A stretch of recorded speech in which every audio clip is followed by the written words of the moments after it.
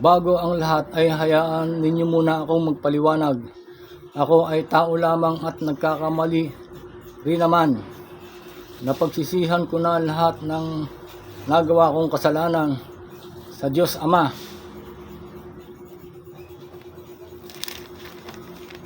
Ito ang aking paliliwanag sa inyo.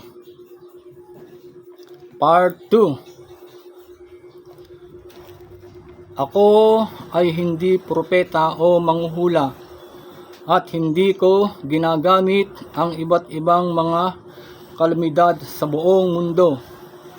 Ang aking ipinaliliwanag ay may basihan at hindi haka-haka lamang. Galing sa Biblia ang apat na elemento: hangin, tubig, init at lupa. Dito sumasama ang kasalanan nating mga tao, kaya nagkakaroon ng matitinding mga kalamidad sa buong mundo. At bago pa pag-aralan ng matataas na tao ang sobrang init na tuloy-tuloy sa panahon ngayon, ay mas nauna na ang tungkulin na binigay sa akin ng Espiritu ng Diyos Ama.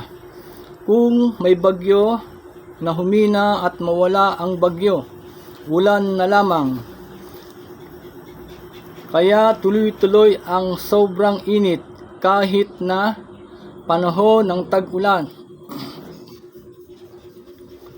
Sa puso ko't damdamin ko lamang mawawala ang sobrang init na tuloy-tuloy kapag binigyan pansin ang Espiritu ng Diyos Ama para maipaliwanag ko kung bakit iyan nangyayari sa panahon ngayon. Ma'am Jessica Soho, sana na may mabigyan pansin ang Espiritu ng Diyos Ama para maipaliwanag ko kung bakit iyan nangyayari sa panahon ngayon. At marami pong salamat, ma'am. Meron pa.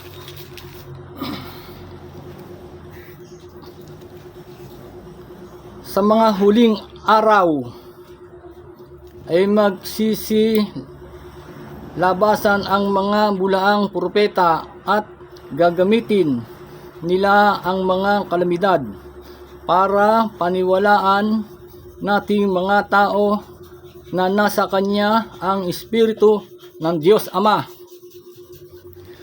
Huwag nga tayong maniwala sa kanila. Baka sila na nga ang sinasabing mga bulaang propeta sa darating na huling araw, at dadayain nila ang puso nating mga tao para masabi nila na nasa Kanya ang Espiritu ng Diyos Ama. Ito pa.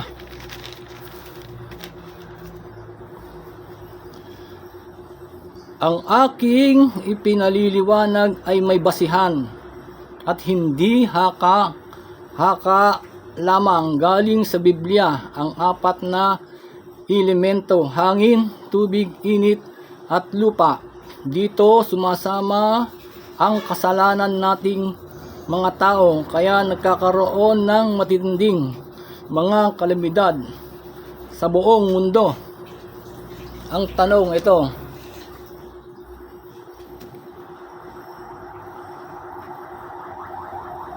hindi ko ginagamit ang mga kalamidad.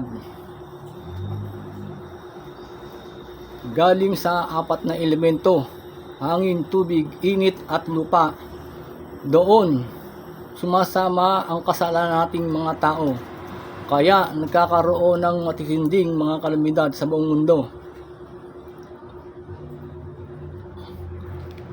At marami pong salamat. Shout out nga pala sa mga nagsusubscribe, like and share. Pati na sa mga bago mag-subscribe, like and share. Marami pong salamat. Hanggang dyan na lamang.